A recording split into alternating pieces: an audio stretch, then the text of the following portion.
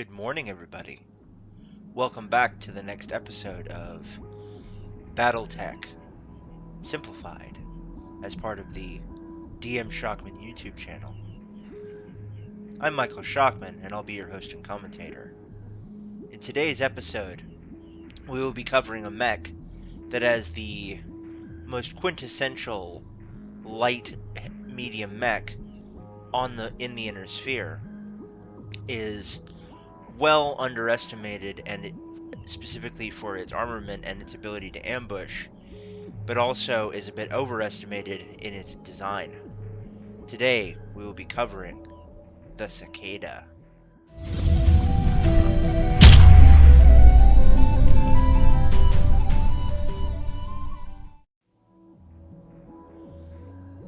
The Cicada was introduced amidst rising tensions in 2740 by Hartford Co. Industries in an attempt to capitalize on the growing need for battle mechs.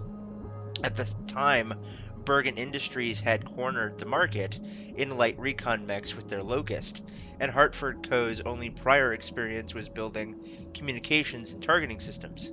Nevertheless, however, the company designed their mech to compete directly with the Locust, by making it just as fast but twice as large, allowing the Cicada to carry slightly better weaponry and give it an edge in physical combat, all while keeping costs down.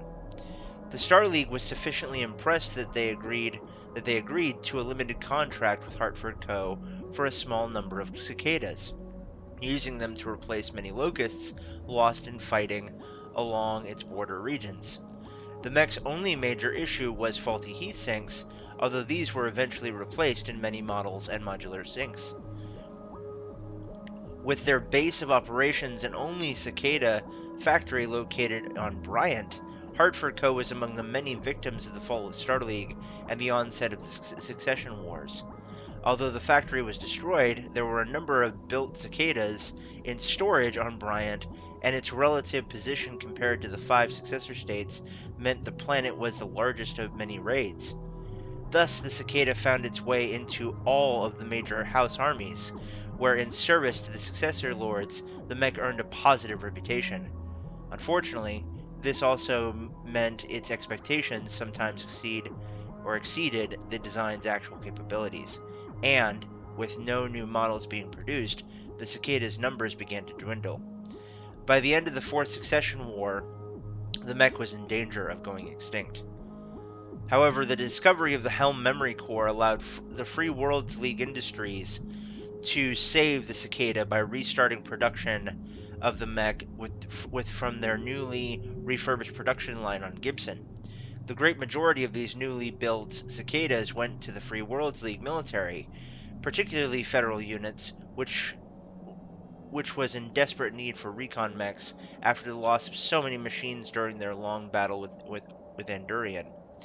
The chassis was also the perfect platform to apply much of the now rediscovered lost tech, and the improved CDA-3M was introduced shortly before the start of the clan invasion. New Cicadas were supplied to the Federated Commonwealth and Draconis Combine as part of an agreement to combat the clans. And as reports filtered in from the front, more variants of the mech were produced. Following the Comstar schism, the Word of Blake relocated to Gibson, and an increasing number of Cicada production was redirected to the Word of Blake militia, which quickly reviled the FWLM as the largest Cicada user. As such, the mech was found on both sides of the jihad. The Cicada is armed with 2 Magna medium lasers and a single Magna 200 small laser, the 2 heavier lasers on either side of the torso, and the third placed in the center. These weapons give the Cicada independence from logistical support lines when necessary, in exchange, of course, for a weapon loadout that has a higher than average amount of excess heat. They also give the Cicada sufficient firepower for taking down its intended target, other lighter mechs, and are well protected within the armored torso. Unfortunately, their placement also gives the lasers a limited firing arc, producing a blind spot an enemy can exploit if they can get behind the Cicada. The 4 tons of armor of the Cicada is the same amount found on the Locust, although most of although most of it is concentrated in the torso. This leaves very little in the vestigial wing arms or in the legs. Speed is the Cicada's chief defense, which it achieves thanks to a Pitman 320 fusion engine, which accounts for over half of the weight of the mech. Original CDA-2A Cicadas produced by Hartford Co. used the Hartford J15B communication system and Hartford S1000 targeting tracking system, while new ones introduced by FWDI used their own proprietary technology. The Cicada carries 10 standard heat sinks. However, the original Hartford Co. models were discovered to wear out and fail to perform as expected after extended use. If not replaced, they would operate at only 60% capacity, leading to serious overheating during combat.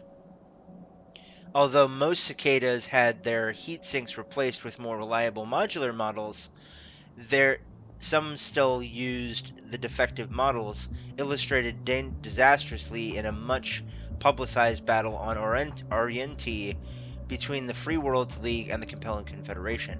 Still, it was not until 3029 when the FWLM ordered all Cicadas in both federal and provincial service to be upgraded. As for my personal feelings on the Cicada, honestly, I think this is one of the more lackluster mechs in the game.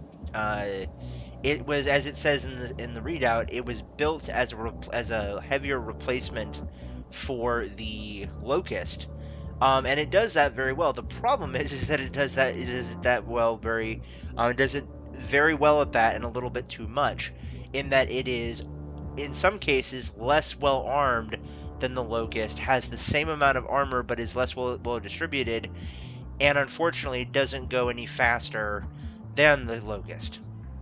As such, it is one of the most underpowered and underprotected medium mechs, in my opinion, in the entire game.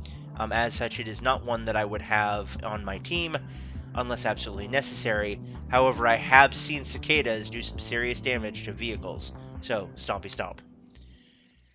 Thank you so much, folks, for joining me. Hope you have enjoyed this episode. If you haven't already, please consider subscribing and leaving a like and a comment for the video. I really appreciate it.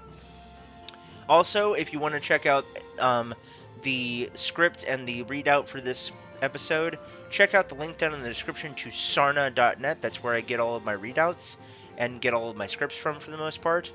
Would highly recommend them. They are an amazing, amazing database for all things BattleTech. And yeah, stay tuned for next week when we cover the 45-ton weight bracket of the medium mech of the season on medium mechs. And yeah, look forward to it, guys. I'm Michael Schockman. I've been your host and commentator. And remember, guys, no guts, no galaxy. Later, everybody.